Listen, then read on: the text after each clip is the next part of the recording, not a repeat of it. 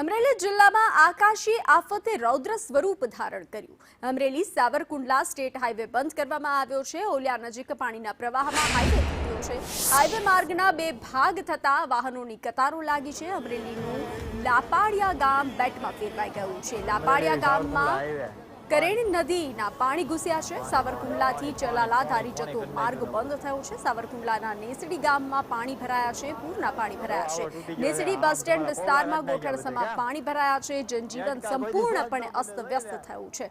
તો આ દ્રશ્યો જે રીતે સામે આવ્યા છે, નેસડી બસ સ્ટેન્ડ વિસ્તારમાં પણ પાણી ભરાયા છે।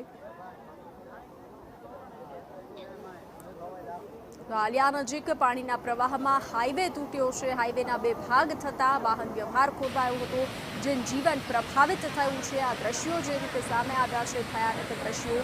લાપાડિયા ગામમાં કારેણ નદીના પાણી ઘૂસ્યા છે। સાવરકુંડલાથી ચલાલા ધારી જતો માર્ગ પણ બંધ થયો છે। તો સાવરકુંડલાના નેસડી ગામમાં પૂરના પાણી ફરી વળ્યા છે। નેસડી બસ સ્ટેન્ડ વિસ્તારમાં ગોઠણ સુધીના પાણી ભરાયા છે।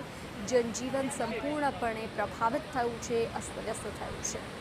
દ્રશ્યો મેઘરાજાએ રૌદ્ર સ્વરૂપ ધારણ કર્યું છે। રસ્તો બંધ થયો છે। વચ્ચેથી રસ્તાના બે ભાગ થઈ ગયા છે, તેને લઈ અને લોકો હાલાકી ભોગવી રહ્યા છે।